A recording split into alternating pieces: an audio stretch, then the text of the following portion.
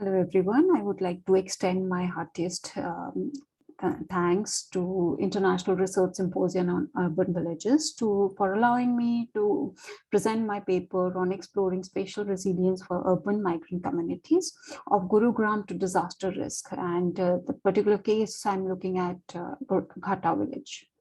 So I would not be wrong in saying that there has been an urban agglomeration at the global level. So before zooming into urban villages, I would like to present, I would not be wrong in saying that it's the first time in the history of humanity that how the world population is now living in cities. And this particular map shows that globally, everybody is moving towards the urban areas, and there are the various graphs which say that it's more migration from the rural world to the urban population. The rural population is moving towards the urban population.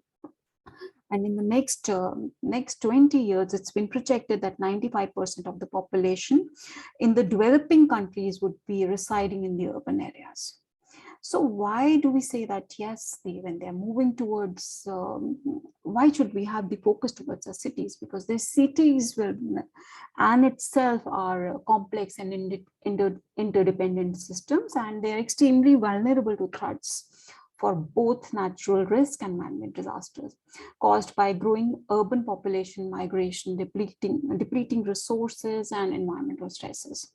There are abundant evidences on resource consumption and emissions, biodiversity and land use change to show that Indian cities are responsible for a large part of unsustainable trends which push the planet beyond its ecological boundaries. With expedited urbanizations, cities have witnessed demographic transformation in its so-called urban villages. The original inhabitants moving out, giving way to numerous migrants from various parts of the country in search for livelihood. Gurugram, the third wealthiest city in India by per capita income with a massive population, but such a phenomenal growth has overwhelmed city planning even with the availability of funds. This particular city is one such city which has observed this phenomena, the phenomena of demographic transformation. This transformation thus in turn disturbing the natural, spatial, and socio-ecological organizations of its age-old villages. Now, seeing all that, it becomes imperative to spread awareness of the need to develop resilience for the survival of these vulnerable community to potential risk and hazards to natural and man-made events. This particular paper focuses on the migrant community residing in the Ghata village of Gurugram and maps the spatial changes of the blue and green due to the influx of population and urbanization. The data collection for the particular research is done by focus group in discussions, interactions with various stakeholders, and layering the scientific knowledge with people's science. Moving on to resilience as to understanding what resilience is. The term resilience roots its disciplines such as physics, psychology, and ecology, and has been widely used in scientific and political discourses on sustainable development and urban disaster reduction. It also talks about the ability of a system to resist and recover from the damage of the disaster in a very, very effective manner. While we were still discussing this, IPCC talked about resilience as the ability of a system and its component parts to anticipate, absorb, accommodate, or recover from the effects of a hazardous event in a timely and effective manner, ensuring the preservation, restoration, or improvement of its essential basic structure and functions. What are the drivers of resilience? Economy, governance, society, and environment form an integral part of resilience. Without that, they become basically a cohort for resilience. Why do we look at cities and urban villages? Why do we want them to be resilient? Our cities are our centers, and they are said to be our economic drivers, and they are drivers for our economic growth. They also hold our social, culture, and technological aspects. Urban village becoming a part of it. The disaster trends, while looking at the various trends, we have seen there has been immense change in the disaster trends, and there have been reports of these affecting more in the urban areas than in rural areas. And the kind of disaster that affects the urban areas is causes more economic damages. So when we can easily say that there is a dependency of resilience on disaster. If we know our disaster, we know much more about how do we work with the resilient drivers. While talking about disasters are serious disruptions to the functioning of a community that exceeds its capacity to cope using its resources. Disasters can be caused by natural, man-made, and technological hazards, as well as various factors that influence the exposure and vulnerability of a community. Disaster happens when a community is not appropriately resourced or organized to withstand the impact, and whose population is vulnerable because of poverty, exclusion, or socially disadvantaged in some way. Disaster therefore can and should be prevented. We can prevent hazards from leading to disasters by helping communities to be prepared, reduce their risk, and become more and more resilient. To know disaster, we also need to understand what is the occurrence of the disaster and what are the various disasters and how do they occur. And this particular graph shows that that the number have gone by far much higher.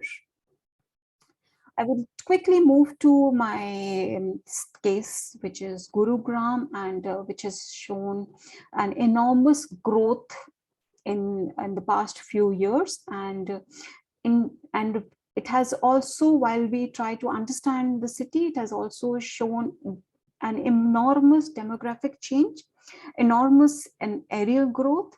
Population has changed, and the land use transformation has changed in just 2 decades time. And it's the amount of fund that has been infused is not less, but yet the infrastructure is creaking and it's not able to take the complete load of the influx of population that has come its way. And these images show the urbanization trend from 2009 to 2011. There's immense change of urbanization in this area, and it's still growing. What is the result? The resultant has been that what we have seen that as the city expands, there is some certain things which go. So in this particular case, in Gurugram's case, we have lost a lot of water bodies.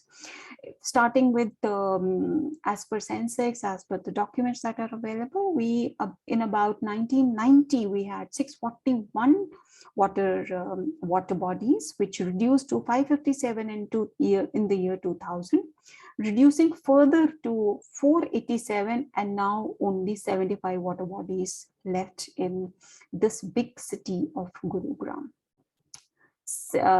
Following the trend is the smaller village. Now, why do we say that it is changing? There is so much population that is moving in to Gurgaon.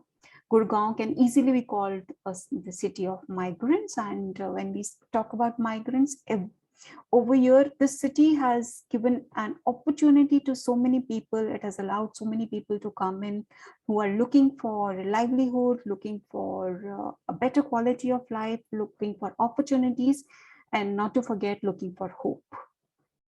So these migrants that generally move from various towns, smaller towns or villages of Indian suburbs, move here with and they move towards the urban villages. So this that further allows these smaller influxes allow even the smaller villages to expand. So the village of Ghata has also seen a spatial growth, and this spatial growth has seen the receding greens from the year 2004, where we see a lot of green. And because when we look at a village, we anticipate it's supposed to be green, but not an urban village. Urban village is no longer green. The greens have gone away, and it's given way to concretization, and it's as it allows so many migrants to come and stay over there. Apart from that, we see this Ghata village has a very beautiful, used to have a very beautiful water body, water jheel, I would say, a Ghata jheel, which is attached to this particular village. And years now, it is also receding. So initially it was supposed to be about 350 acres. Now it's not even 1 acre, it's few kilometers, a few meters of water that is left. I would then again, all this actually results in the land use transformation, which shows that from 1981 to 2021, the built up has gone up in the village, the agriculture has gone down, and others rest. There's an enormous change. I will just quickly now show a video to you, which talks about this particular village. Will give you the glimpses of the village and make you aware of what the village looks like. Though when we are talking about Gurugram, which has a dry weather, the winters used to be longer, but not any longer. The landscape in Ghata village that once enjoyed the benefits of a sprawling green cover owing to the abundance of water resources fed by the streams from the Aravalli range, now lies in a state of depletion and degeneration.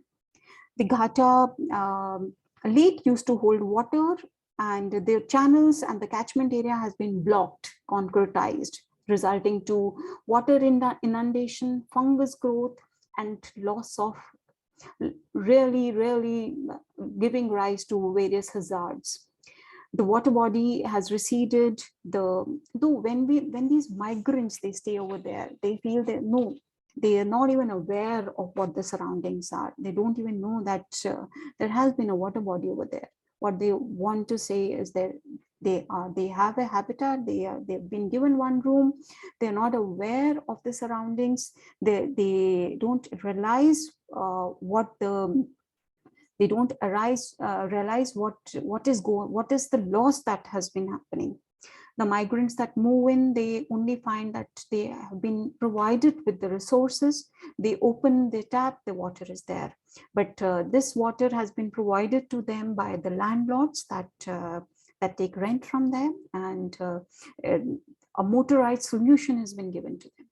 But resultant to that is highly increase of salinity in the water, dry up areas, the lake going down, water receding, no longer greens no longer available, and very unsustainable and unhygienic living conditions. Even the condition of the built is not good there, but let's hope there is hope. I will just move back to my presentation.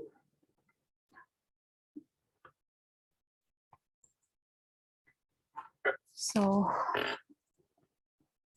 what do we say? Are they aware? Is the migrant community exposed to risk? To what kind of risk? Are they aware of what risks are there? So we are seeing that they are exposed to everyday risk. Which is of high frequency. This could be exposed to risk of food, exposed to diseases, crimes, accident, and pollution. Then there are intensive risks that they are exposed to, which have larger impacts. But these risks, again, what are these risks that are there? Then there are the various kinds of risks that are there are biological, geophysical, hydrological, meteorological, climatological, and technological. And everyday risk, heat waves, cold waves, extreme temperature, they are all exposed to them. They are exposed to floods, they are exposed to water inundations, they are exposed to various fungal infections, but they are not aware of it. The community doesn't know. The community is staying there just because they want to stay there. Also, I would like to say that the community spatial resilience is dependence on the disaster risks. The the probability of the risk, the elements that that are at risk due to the occurrence of the hazard, and what all is vulnerable to the elements that are at risk.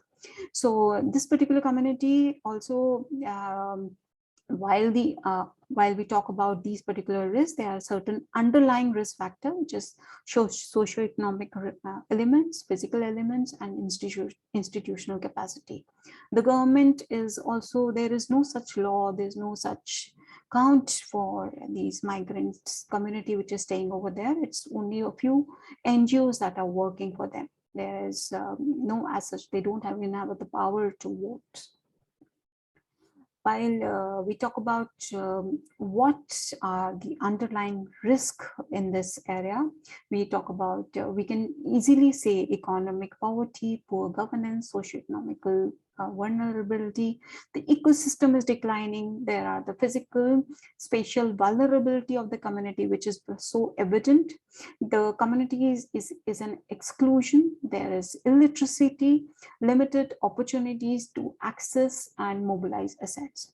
Apart from these underlying risks, there are global drivers which are affecting these.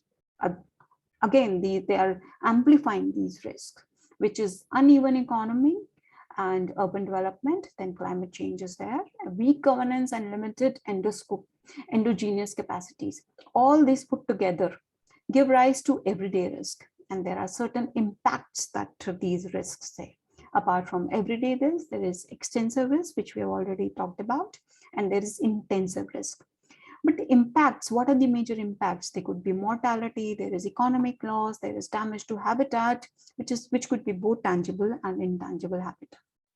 Then when we talk of these impacts, the major impact is on poverty, which could be short-term and long-term impact on income, and which further enhances vulnerability. When we say the poverty, these impacts of disasters, they impact poverty. Poverty in turn impacts everyday risk. It enhances everyday risk, which further enhances the global drivers. So it's not separate. We can't see urban villages from a different lens. We can't isolate urban villages. It's connected. When we say, okay, there are certain drivers which influence everyday risk, there is an inbuilt vulnerability of these migrant communities, which in turn affects the global drivers. So this particular hypothesis has been worked upon in particular paper, and I would like to just express my few inferences from here, from what the paper talks about. So while we are saying that there is hazard, there is risk, but the probability of hazard in this particular area, especially Ghata village, is extremely high. In the migrant community is highly exposed to disasters. The disaster has shown negative impacts on economic growth, citizen well-being, and also in turn city working. They have always been cascading effects of any disaster that require and can shift the community back by years. By the virtue of economies of scale, investing in disaster prevention measures and mitigation is the acceptable solution. We have observed that the intense concentration of people with limited or stable income residing in reclaimed land and peripheral growth of Ghata village is also responsible for creating hazardous conditions. The village showcases the symbiotic relation of land and people, the ecology and economy, and but this particular area completely lacks spatial resilience. The millennial city of Gurugram has so many such villages in and around the urban development. It is further observed that scaling up of the hazard from the urban villages to the planned areas is just about time. That it's imperative for the area and the community residing just not be resilient, but to be spatially resilient. Spatial resilience focuses on the importance of location, connectivity, and context for resilience, based on the idea that spatial variation in pattern and processes at different scales both impact and is impacted by the local system resilience. Spatial resilience can be further explored as interplay of elements, which is so important at various scales between spatial attributes of the system and different system constitutions that are typically included in definitions of recipients. Also, to be reconnoitered to establish the outward cascade and scaling up of risk from micro to macro rather than the reverse. Thank you. I would like to end my presentation right now, and I would be happy to receive any questions from your side. Thanks a lot.